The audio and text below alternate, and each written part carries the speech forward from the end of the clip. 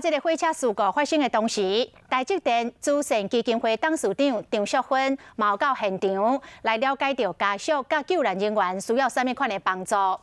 张淑芬今仔日讲，将要捐款到9400万，帮全台湾太多各号的救援人员来换新衫、甲换新的装备。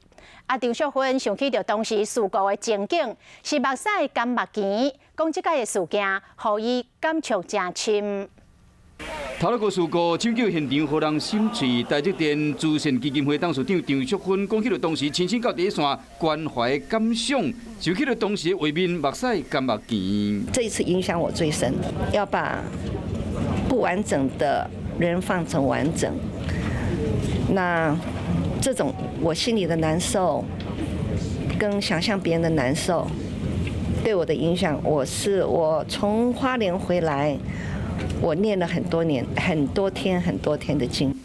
张淑芬嘛看到救援人员刚想要救人尔，无法连讲身躯衫裤已经垃圾搁破去啊，装备嘛强要无法度用啊。当时就下一个心愿，要替全台湾参加救援的警技小人员，一个人换2套新制服，救援装备嘛拢总换新的。